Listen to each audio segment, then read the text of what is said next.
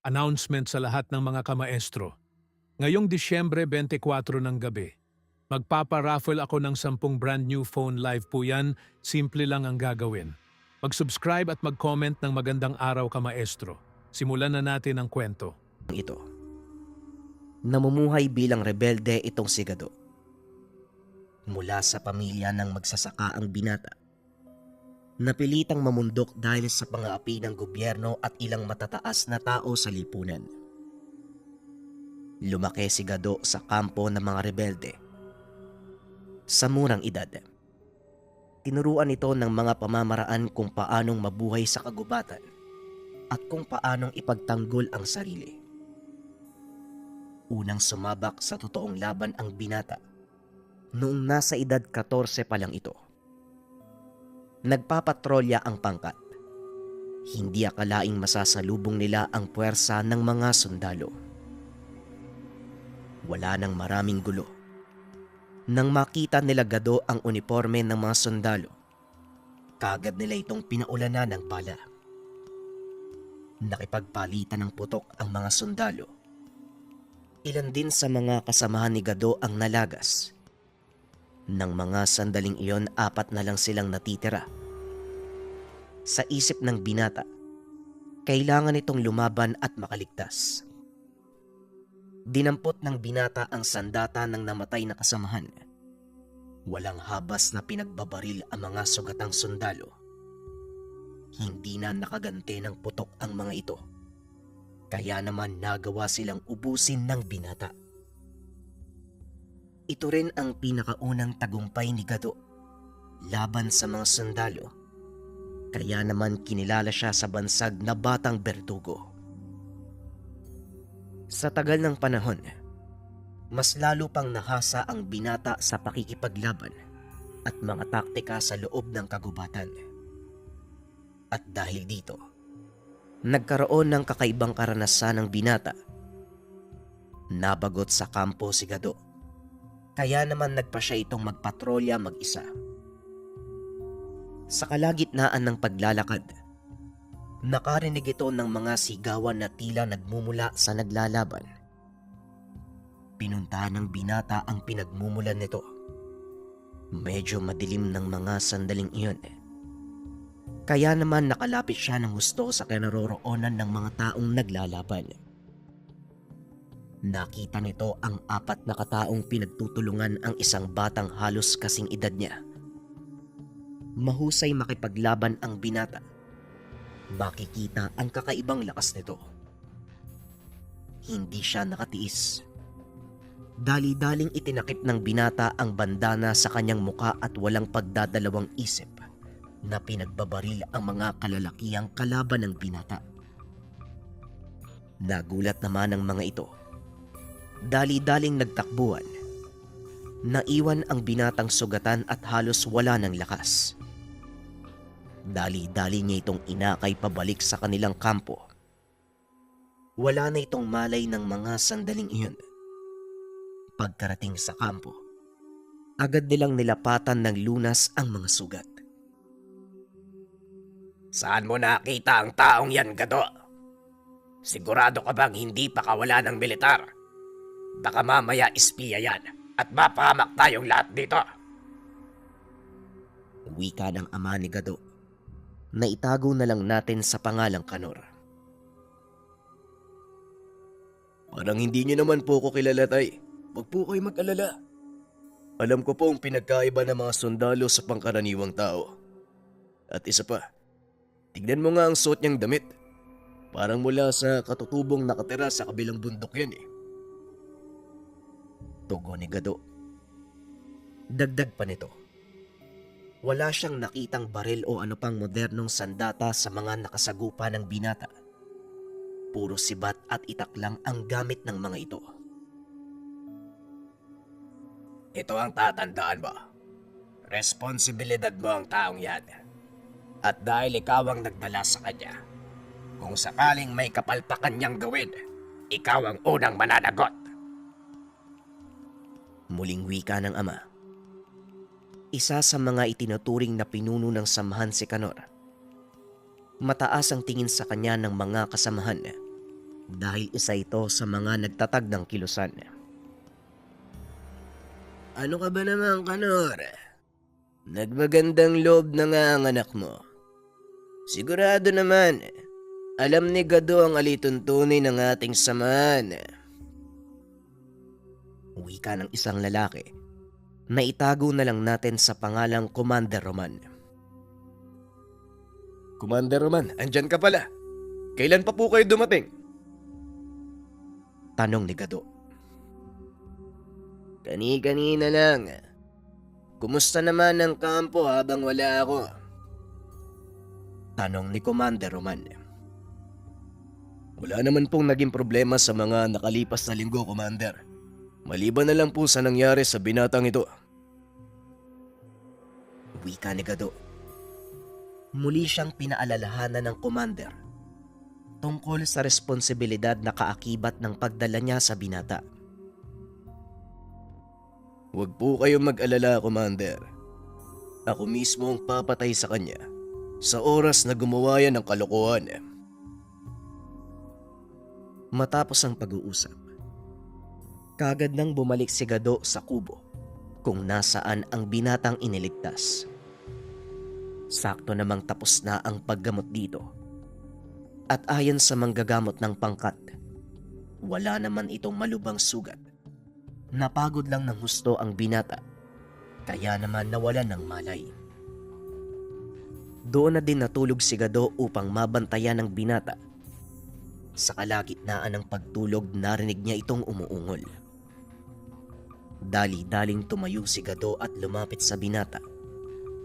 Ngunit laking gulat nito nang bigla siyang suntukin. Aray ko, walang yaka. Ikaw na ngang iniligtas. Ganyan pang igaganti mo. Wika ni Gado. Pasensya na. Nagulat lang ako. Aray ko. Tugon ng binata. Muli itong bumalik sa pagkakaupo dahil sa sakit. Dahan-dahan. Hindi pa magaling ang sugat mo eh. Magpahinga ka muna. Kukuha lang ako ng pagkain at ipapatawag ko ang manggagamot. Wika ni Gado. Sabay labas ng kubo. Pagbalik nito ay kasama na ang manggagamot. Dali-dali nitong sinuri ang kalagayan ng binata. Ayon dito, wala na silang dapat alalahanin. Nasa maayos na itong kalagayan. Kailangan na lang antayin ang paghilom ng sugat nito. Maraming salamat po sa inyo, Aling Magda. Wika ni Gado. Walang anuman. O siya, pakainin mo na yung bisita mo. At Gado, pwede ba pumunta ka sa kubo ko? Magpapatulong akong buhati ng mga baul. Tugon ni Aling Magda. Matapos ibigay ni Gado ang pagkain sa binata, iniwan niya ito. Pumunta sa kubo ni Aling Magda. Pagkarating ni Gado sa kubo, nagulat ito dahil wala namang baul na bubuhatin. Nakaupo lang si Aling Magda sa harapan ng mesa. Niyaya din itong maupo ang binata. Gado, magsabi ka sa akin ng totoo. Sino ang lalaking yan? Wika ni Aling Magda. Ang totoo, Aling Magda, hindi ko po talaga alam eh. Kasi nang makita ko yan, halos wala nang malay eh. Kaya hindi ko na naitanong pa. Tugon ni Gado. Huwag ka sanang magagalit, Gado. Pero may kung anong kakaiba dyan sa bisita mo. Hindi ko lang matukoy, pero nararamdaman ko sa kanya. Makikita na lang natin sa mga susunod na araw. Muling wika ni Aling Magda. Huwag po kayong mag-alala. Ako na po ang magbabantay sa kanya. Babalitaan ko po kayo kung sakaling may gawin siyang kakaiba. Matapos ang usapan ay muling nagbalik si Gado sa kubo kung nasaan ang binata. Saktong tapos na itong kumain. Kaya naman kinausap niya ito. Kaibigan, maaari mo bang sabihin sa akin ang pangalan mo? Pati na rin ang dahilan kung bakit ka pinagtutulungan ng mga lalaking yon. Tanong ni Gado. Huminga ng malalim ang binata. Nagpakilala. Una sa lahat, gusto ko magpasalamat sa pagtulong mo sa akin. Ang pangalan ko ay Ibrahim. Galing ako sa tribong nakatira sa kabilang bundok. Itinakwil ako ng mga katribo ko dahil iba daw ako sa kanila. Wika ni Ibrahim. Kakaiba. Ano namang pinagkaiba mo sa kanila? Tanong ni Gado. Mahabang kwento. At alam kong hindi mo mauunawaan ang lahat kahit paliwanag ko pa. Pero sisiguraduhin ko sa'yo na hindi naman ako masama. Tugon ni Ibrahim. Ikinagagalak kitang makilala. Ako nga pala si Gado. Huwag ka mag-alala. Alam kong hindi ka masamang tao, pero hindi mo maiiwasang magsuspecha ang mga kasamahan ko. At para sa iyong kaalaman, nandito ka sa aming kampo. Mga rebelde kami, kaaway ng pamahalaan. Tumangulang si Ibrahim at muling nagsalita. Wala akong kinalaman sa pamahalaan. Kaya makakasigurado kang hindi ako espiya kung iyon ang inyong iniisip. Tumawa ng malakas si Gado at muling nagsalita.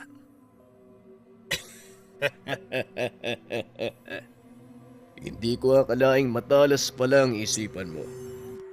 Pero huwag kang mag-alala. Hanggat wala kang ginagawang masama, walang gagalaw sa'yo dito. At isa pa, ako ang makakasama mo habang nagpapagaling ka. Nagpasalamat si Ibrahim sa binata. Sa paglipas ng mga araw, unti-unting gumagaling ang sugat nito. Sa panahong nanatili si Ibrahim sa lugar, nagawa nitong kunin ang loob ng mga kasamahan ni Gado. Ipinaliwanag din sa kanya ang dahilan kung bakit nila piniling mamundok. Napag-alaman ni Ibrahim na ang ilan sa mga kasapi ng kilusan mula sa marangyang pamilya, biktima ng paggigipit ng pamahalaan, kaya piniling ipaglaban ang kanilang karapatan. Unti-unti, naunawaan ng binata ang kalagayan ng mga kasapi. Sumagi din sa isipan ng binata ang makiisa sa kanilang pinaglalaban. Napag-usapan nila ito ni Gado isang umaga habang naglalakad paikot sa kuta. Hindi ko akalaing ganito pala ang nangyayari sa kapatagan. Ang buong akala ko, maayos ang pamumuhay ng mga tao doon. Yun pala, pamahalaan mismo ang nagdudulot ng kaguluhan. Wika ni Ibrahim. Halos nagiging katunog mo na ang mga kasama ko. Huwag mo sabihin gusto mo na ding maging rebelde. Pabirong tanong ni Gado. Pinaliwanag din ito na hindi lahat sa pamahalaan ay nanggigipit. May ilang sadyang gahaman sa salapi at kapangyarihan. Ngunit may ilan din namang panig sa pinaglalaban ng kanilang kilusan.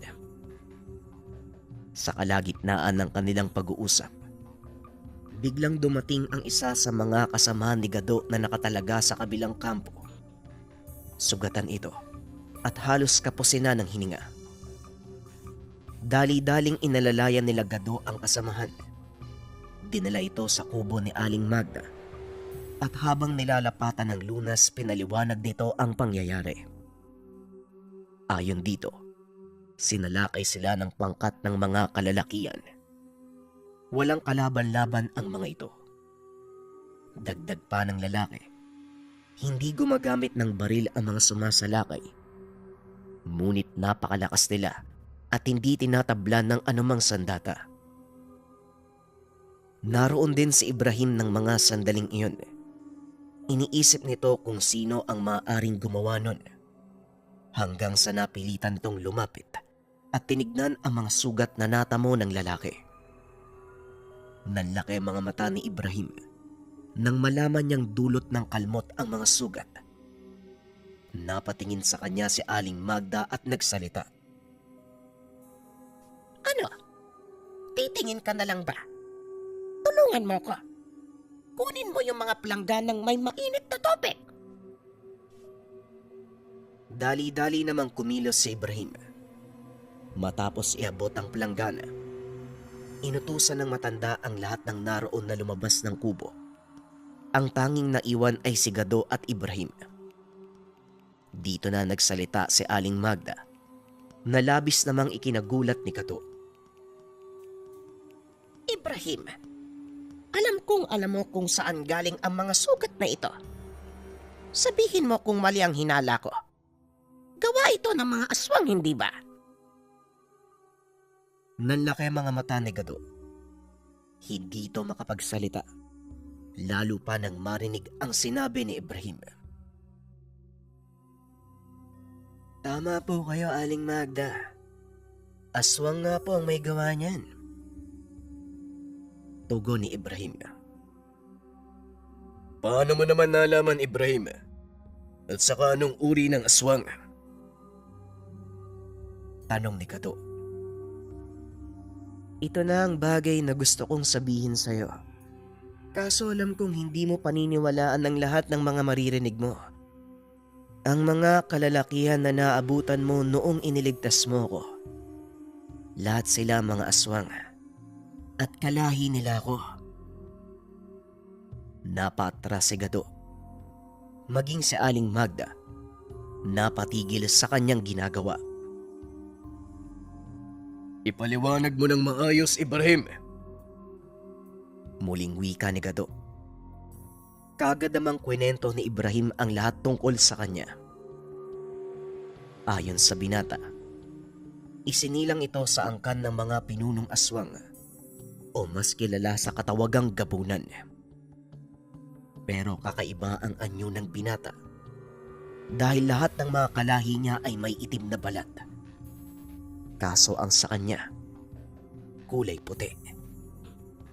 Hindi kagaya ng ibang aswang. Hindi nakaramdam si Ibrahim ng pagkatakam sa laman ng tao. Kaya ito ang naging dahilan para ituring siyang mahina at itakwil ng sariling lahi. Paano kung paniniwalaan ang mga sinasabi mo, Ibrahim? Tanong ni Gado. Itinaas ni Ibrahim ang kanyang damit. Nanlaki ang mga mata ni Gado dahil wala na ang mga pilat na dulot ng mga natamong sugat. Mabilis maghilom ang mga sugat ko, Gado. Walang sandata ng tao ang maaaring tumalab sa aking balat. Pero kagaya ng sinabi ko, hindi ako masama. Pagpapaliwanag ni Ibrahim. Matapos ang usapang iyon, sinugatan nito ang palad. Ipinatak ang dugo sa bunganga ng kasamahan ni Gado. Hoy, anong ginagawa mo? Ginagamot ko siya. Wala nang pag-asang mabuhay ang taong ito. Pero kaya siyang gamutin ng dugo ng isang gabunang aswang na kagaya ko. Tugon ni Ibrahim. Matapos itong gawin ng binata, sinabihan nito si Aling Magda na hayaang makapagpahinga ang lalaki. Patuloy na pinagmamasdan ni Aling Magda ang lalaki. Halos mapatalon ito nang makita ang nangyayari. Unti-unting humihilom ang sugat nito. Mabaging langit. Anong nangyayari? Anong ginawa mo, Ibrahim? Wika ni Aling Magda. Wala po kayong dapat ipag-alala. Hindi po siya nayanggaw kagaya ng iniisip niyo. Pagpapagaling lang ng sugat ang ginawa ko. Tugon ni Ibrahim. Hindi makapaniwala si Aling Magda sa mga nakikita. Lalo pa nang tuluyan ng makakilos ang kasamahan nila Gado. Itago na lang natin sa pangalang Matias. Matyas, kumusta ang pakiramdam mo? Maaari mo bang ipaliwanag kung ano nangyari sa kabilang kuta? Tanong ni Gado. Tinulungan naman ni Ibrahim si Matias. Hindi namin inaasahan yung pangyayari, Gado eh. Biglaan ang lahat. Nagulat kami na marami sa mga kasama namin ang namatay. Malalakas ang sumalakay sa amin at kagaya ng sinabi ko, hindi sila tinatabla ng bala. Tugon ni Matias. Kaagad nagkatinginan si Gado at Ibrahim. Hindi nga malayong tama ang hinala ko. Aswang nga ang sumalakay sa kuta nyo, Matias. Pero bakit? Maigpit na ipinagbabawal ng aking ama ang pananalakay sa mga inosenteng tao. Wika ni Ibrahim. Marahil ibang lahi ang sumalakay. Pero imposible. Sa pagkakaalam ko, iisang aswang lang ang naninirahan sa kabilang dako ng kabundukan. At yun ang lahing pinagmulan mo, Ibrahim. Wika ni Aling Magda. Isang paraan lang ang alam ko upang masagot ang lahat ng tanong natin. Ibrahim, sasamahan mo ba ako? Oo naman, Gado. Walang problema. Matapos ang pag-uusap, kagad na ding umalis ang pangkat. Bagaman papalubog na ang araw, hindi nila ito alintana. Kabisado ni Gado ang kabundukan at may kakayahang makakita sa dilim si Ibrahim. Pinili ng binatang dalawa lang sila ang lumakad para makaiwas sa atensyon kung sakali man.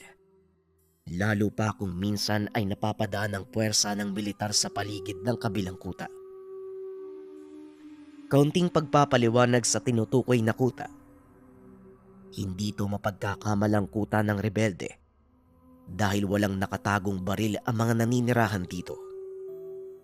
Puro gamit sa pagsasaka ang nakaimbak sa lugar at palagi itong pinupuntahan ng mga sundalo.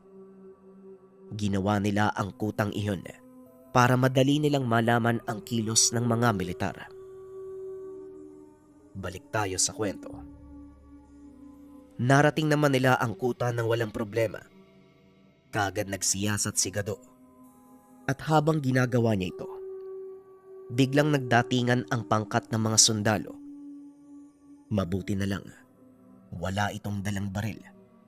Tanging itak lang na nakasugbit sa kanyang bewang ang nagsisilbing armas nito kung sakaling magkaroon ng kaguluhan. Kagad silang inusisa ng mga militar. Nakipagtulungan naman ang dalawa. Sir, malinis po yung dalawang to. Wala pong baril. Wika ng isa sa mga sundalo. Oh, ganun ba? Kayong dalawa, anong ginagawa niyo sa lugar? Tapos ganitong oras pa. Wika ng pinuno ng pangkat. Napadaan lang po kami. Papunta kami sa Busay. Nagkakaingin po kasi kami doon eh. Bibili po sana kami ng bigas dito. Kaso, ito po ang naabutan namin. Tugon ni Gado. Ganun ba? Ngayon lang din kami nakarating. Kaninang umaga, inulat sa amin ang pangyayari dito. Masyado kasing malayo, kaya nahirapan kaming marating ang lugar. Muling wika ng leader. Ano po bang nangyari dito? Tanong ni Gado. Hindi pa namin alam, pero parang sinalaka yata ito ng mabangis na hayop. Kaya umalis na kayo dito. Bago pa bumalik ang anumang nilalang na sumalakay dito. Matapos magsalita ng leader, nagkunwaring natataranta ang dalawa at dali-daling umalis. Mas mabuting manatili tayo dito. Kailangan nating magmatsyag. Tama ang sinabi ng sundalong yun. Kung ang mga aswang ang may gawa nito, Siguradong babalik sila. Wika ni Ibrahim. Nagkubli ang dalawa sa isang malaking bato. Pinagmamasdan nila ang mga sundalo habang tinitipon ang mga bangkay na naiwan sa lugar. Nagsiga ang mga ito, kaya maliwanag ang paligid. Mula naman sa kinaroroonan nila Gado, kitang-kita ang buong lugar. Malinaw ang mga mata ni Ibrahim, kaya kung may kumilos man sa paligid, kagad niya itong makikita. Ilang sandali pa, bigla nitong nakitang may gumalaw. Napatayo si Gado dahil maging siya ay napansin ito. Ibrahim, nakita mo ba yun? Huwag kang maingay. Kung aswang man yun, siguradong maririnig ka niya kahit sa ganitong distansya. Wika ni Ibrahim.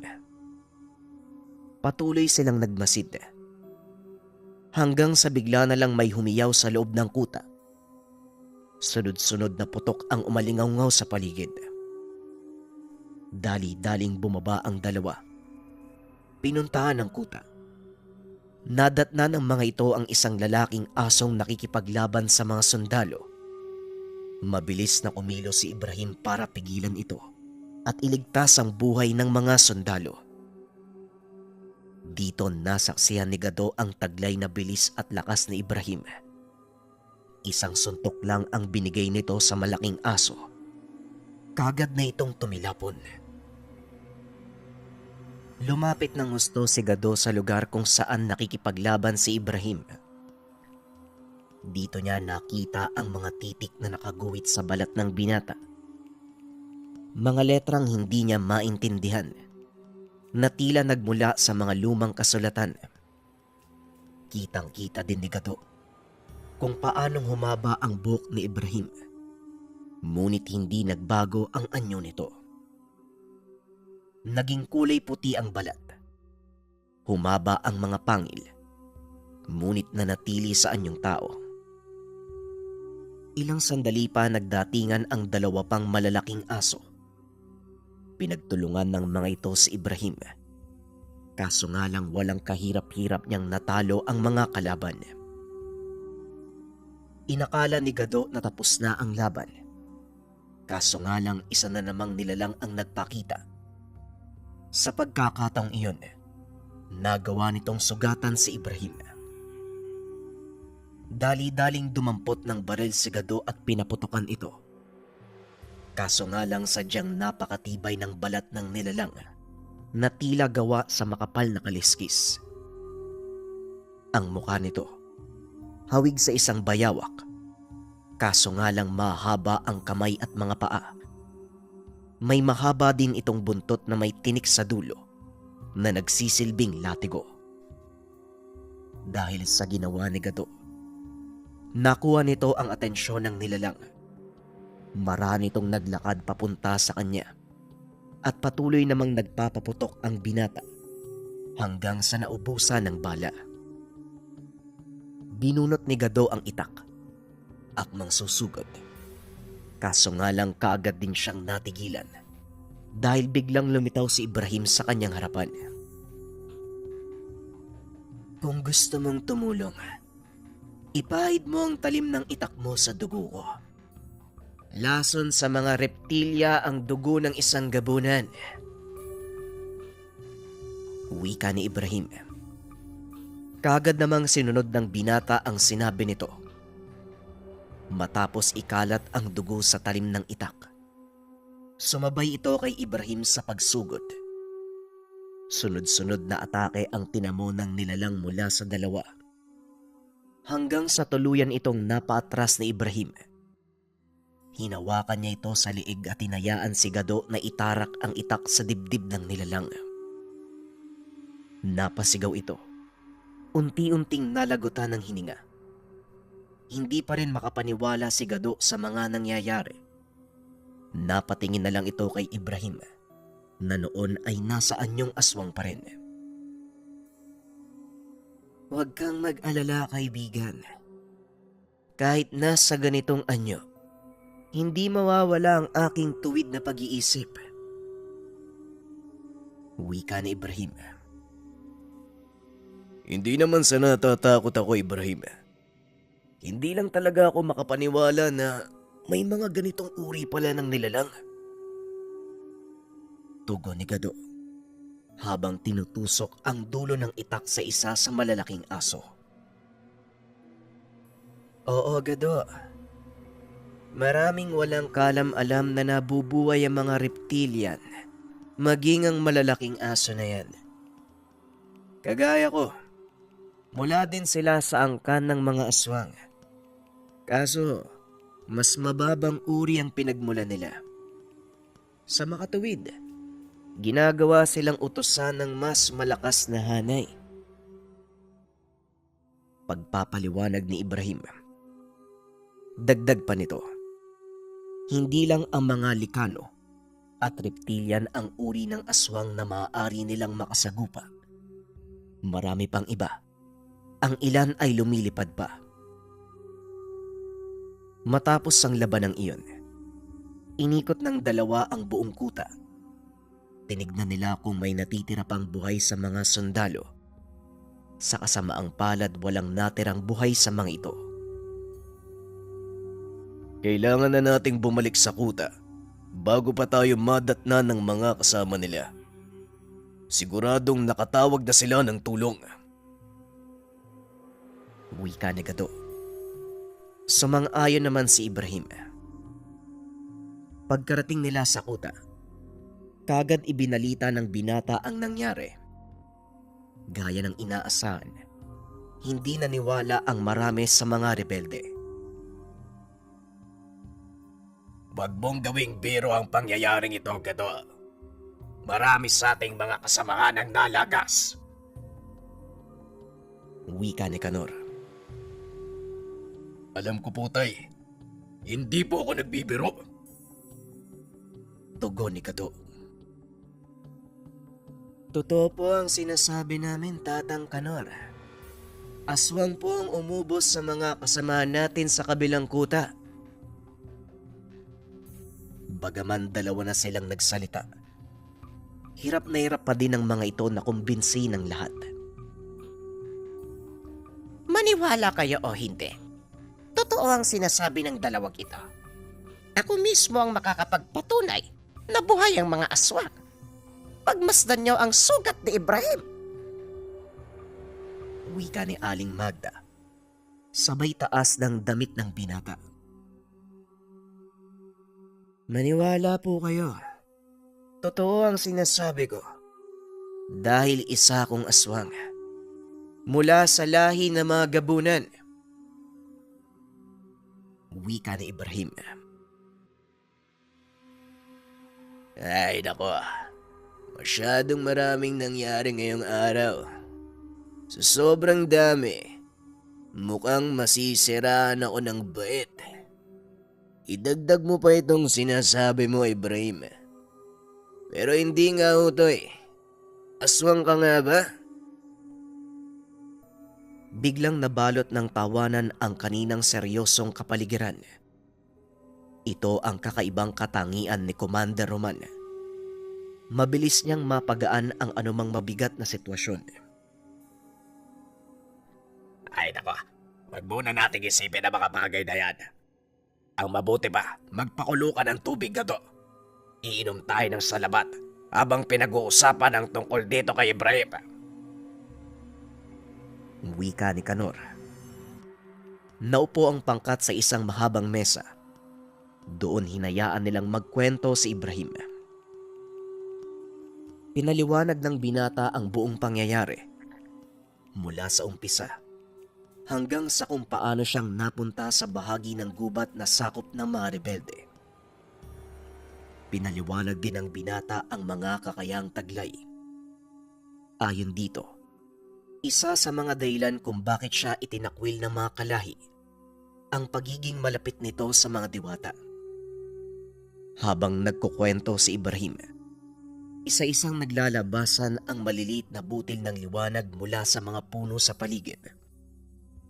Nagtitipon ang mga ito sa paligid ni Ibrahim. Labis namang namangha ang lahat. Dahil maliban sa maliliit na butil ng liwanag, may mga nilalang din na nagpakita. Ang ilan ay naglalapag ng mga prutas sa mesa. Hindi makapagsalita ang lahat. Ngunit wala ring takot na bumalot sa paligid dahil napakaganda ng mga nilalang na nakapaligid sa kanila. Ang ipinagtataka ko, bakit kay tinakwil ng mga kalahi mo? Dahil lang ba sa pagiging malapit sa mabubuting engkanto? Tanong ni Gado. Ang pagiging malapit sa mga engkanto, isang malaking kasalanan para sa aming angkan. Ayon sa mga kasaysayan ng aming lahi, itinakwil kami ng mga diwata dahil sa masamang gawa, kagaya ng pagpatay ng tao at pagkain ng laman. Paliwanag ni Ibrahim. Buong gabing nag-usap ang mga rebelde. Dito nila lubusang nakilala ang pagkatao ng isa't isa. Maniwala man kayo o hindi, sa loob ng maraming taon, hindi pa nagawa na mga rebelde ang mag-usap-usap kagaya ng ginawa nila. Simula ng araw na yon, marami pang kamanghamanghang bagay ang nangyari sa kuta. Halos naging tahanan din ito ng mga elemento. Nakasanayan na din ng mga tao ang presensya ng mga ito. Dahil din sa mga elemento, naitago sa mata ng pangkaraniwang tao ang lokasyon ng kuta. Sa tulong naman ni Aling Magda, nagkaroon ng karagdagang lakas ang mga rebeldeng ginagamit nila sa pakikipaglaban kung sakaling nasa matinding panganib ang kanilang buhay. Pinagkalooban ng mga elemento ng mutya ang bawat mandirigma sa kuta, dahilan para mas katakutan sila ng militar. Matagal na panahon na din ang lumipas, simula nang mapadpad ako dito, Gado. Sasabihin ko ang totoo sa'yo. Unti-unti kong nakakasanayan ng pamumuhay bilang normal na tao. Wika ni Ibrahim. Alam mo, Gado, hindi naman masamang mamuhay na kagaya namin eh. Kung hindi ka lang nagbabago ng anyo, hindi naman nalalayo ang itsura mo sa normal na tao. Ang tanging pagkakaiba mo lang, yung napakahaba mong buhok, pati na rin yung mga tattoo mo sa braso. Tugon ni Gado. Nakampante ang lahat sa kapayapaang tinamasan ng mga sandaling iyon. Kaso nga lang lingid sa kaalaman nila na may malaking panganib na paparating. Isang hapon, habang nasa kalagitnaan ng pagpapatrolya, napansin ni Gado ang pangkat ng mga katutubong bumababa sa bundok. Malapit lang ito sa kanya, kaya naman kagad niya itong hinarang. Mawalang galang na kaibigan. Maaari ko ba kayong makausap?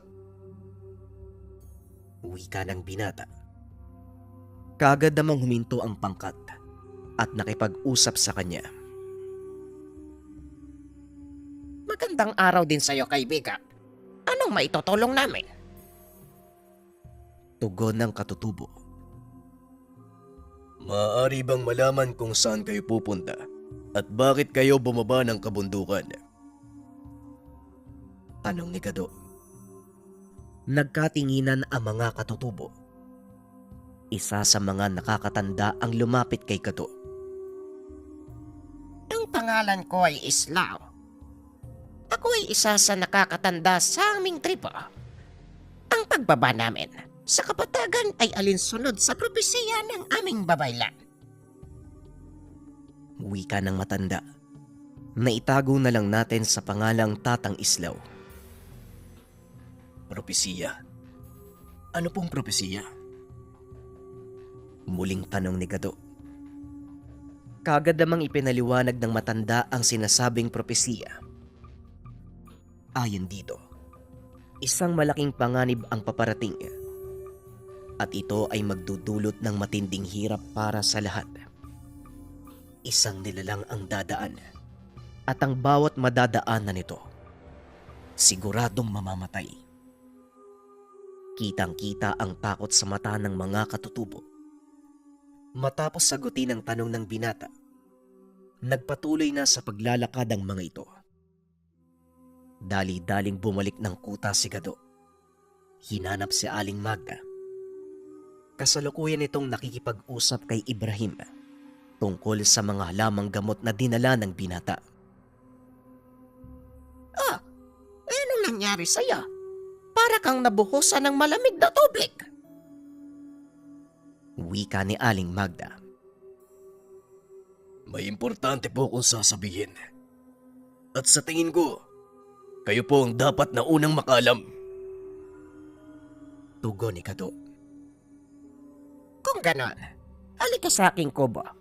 Ibrahim, sumunod ka din. Pagkarating sa kubo, kagad pinaliwanag ng binata ang nangyari. Pinatotohanan naman ito ni Ibrahim. Totoo po ang sinasabi ng mga katutubo. Kahit po ang aming angkan, naghahanda din sa pagdating ng araw na yon.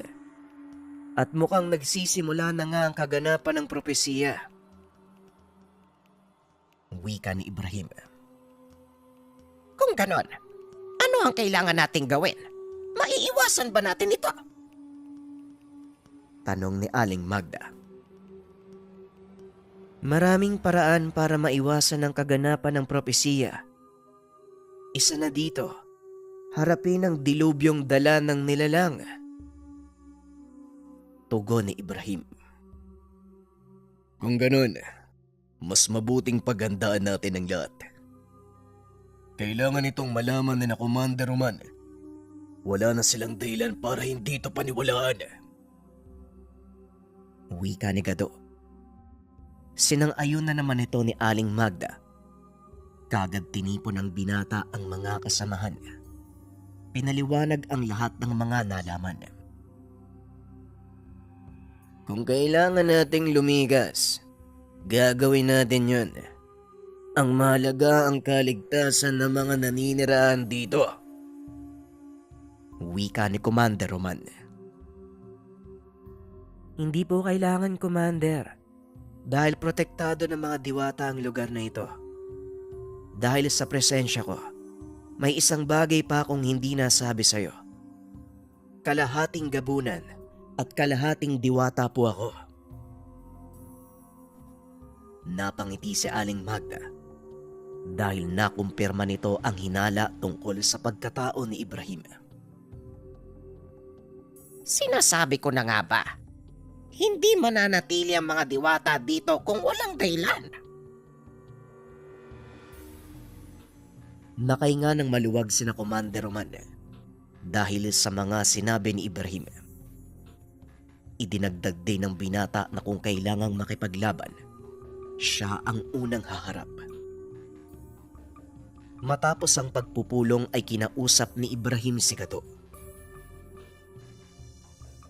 Alam kong nag-aalala ka sa mga mangyayari. Iniisip mo ba na hindi mo may pagtatanggol ang mga kasama natin? Huwag kang mag-alala. Kung ipapahintulot mo, ako mismo ang magsasanay sa'yo. Wika ni Ibrahim. Ngunit lingid sa kaalaman ng binata, naigit pa sa pisikal na pagsasanay ang gagawin sa kanya nito. Pinaliwanag ni Ibrahim ang lahat ng aspeto tungkol sa enerhiya ng kalikasan. Dahil dito nagmumula ang lakas ng lahat ng buhay na nilalang. Ang kalikasan ay siyang pangunahing pinagkukunan ng lakas. Kagaya ng araw, dito kumukuha ng init at enerhiya ang lahat ng nabubuhay, Gado. Pagpapaliwanag ni Ibrahim. Dagdag pa ng binata na ang mundo ay binubuo ng 4 na pangunahing elemento: hangin, lupa, tubig at apoy. Nasa balanse ang lahat ng ito. Isa lang sa elemento ang mawala. Maaaring masira ang balanse at tuluyang mamatay ang lahat ng nasa ibabaw ng mundo. Ito ang mga bagay na hindi nalaman ni Gato. Masuri itong nakikinig kay Ibrahim habang nagpapaliwanag ang kaibigan. Malaking palaisipan sa kanya ang mga sinabi ni Ibrahim. Nalilito ito at halos hindi niya maunawaan ang lahat. Naramdaman ito ng kaibigan, kaya minabuti na lang nito na ipakita sa kanya ang ibig sabihin. Eto Gado, manood ka.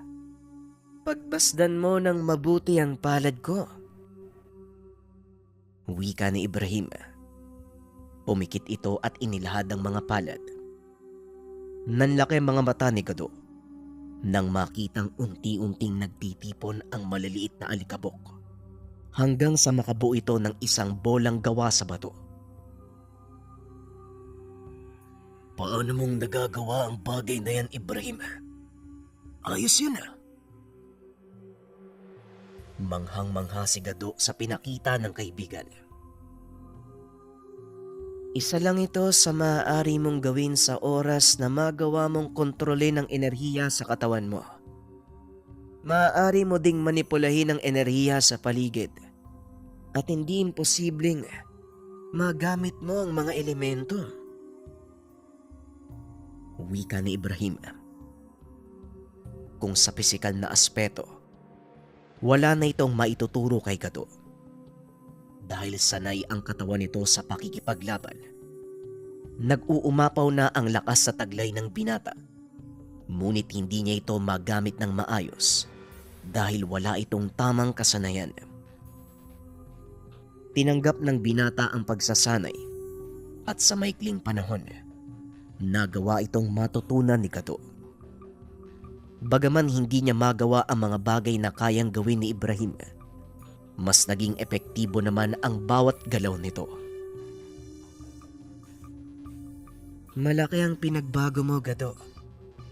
Hindi ko akalaing mabilis kang matuto. Huwag kang mag-alala. Dahil kahit hindi mo magawang kontrolin ang mga elemento, mas naging mabilis naman ang kilos mo. At nadagdagan ng pisikal mong lakas. Wika ni Ibrahim. Sa loob ng mga panahong nagsasanay ang binata, naging mapayapa naman ang paligid. Walang anumang gulo. Kaso nga lang ilang araw ang nakalipas.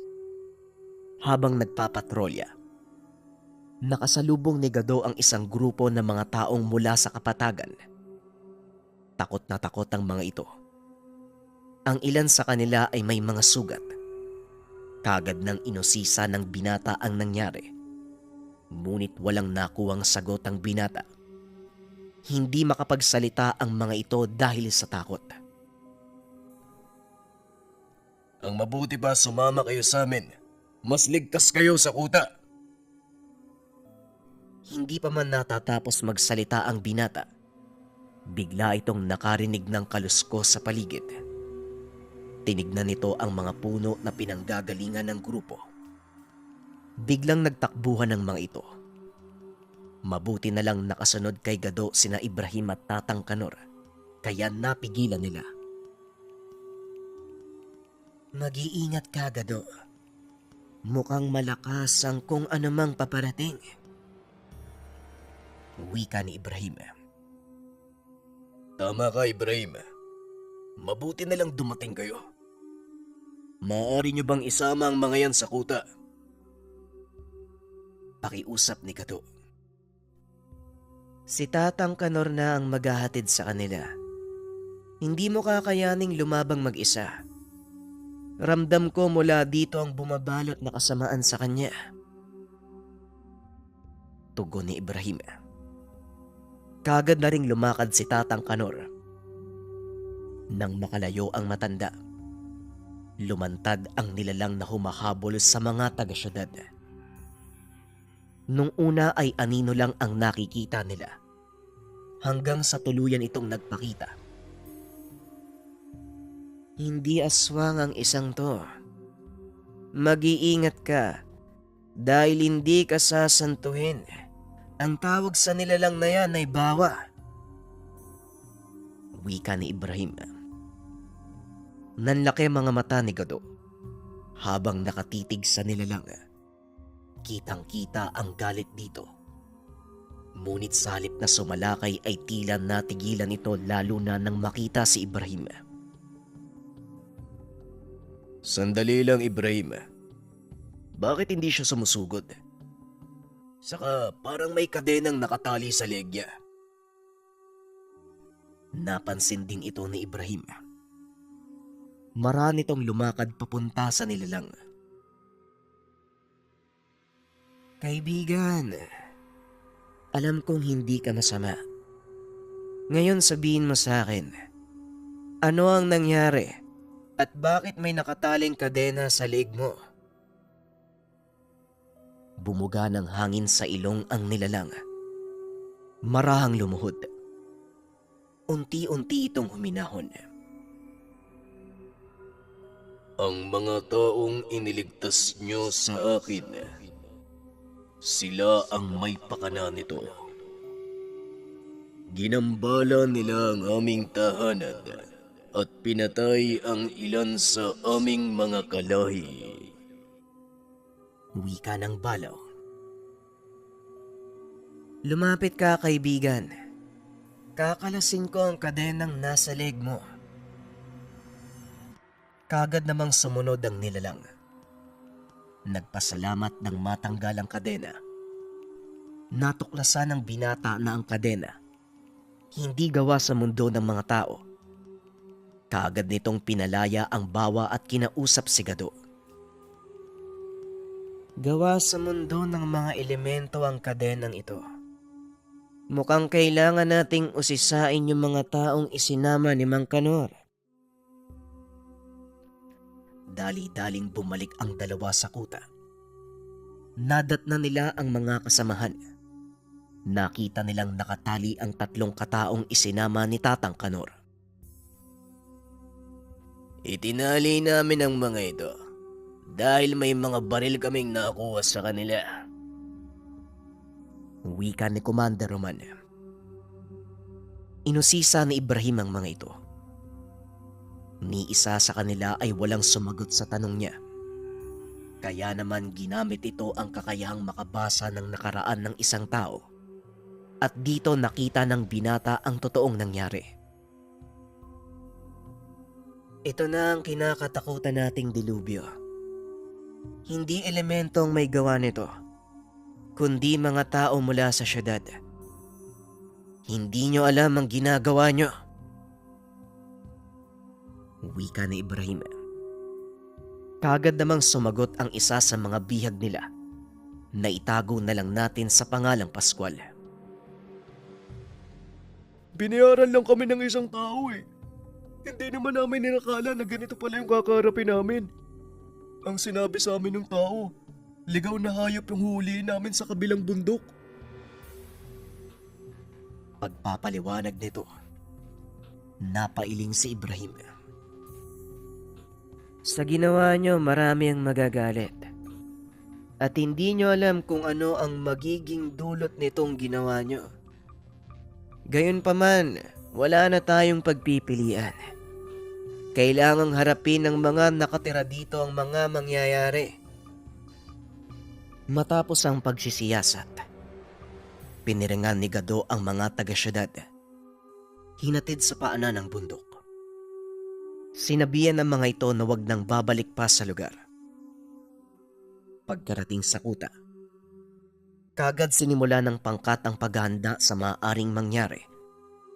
Ngunit nanatiling palaisipan sa kanila kung sino ang maaaring nagpautos sa paghuli sa mga nilalang. Sa palagay mo, Ibrahim, sino ang nag-utos sa mga taong yun? At saka bakit nila pinahuli ang mga elemento? Tanong ni Gado. Hindi ko alam, Gado. Pero iisa lang ang sigurado ako. Gulo ang dala ng pangyayaring ito. Gulong kailangan nating pagandaan.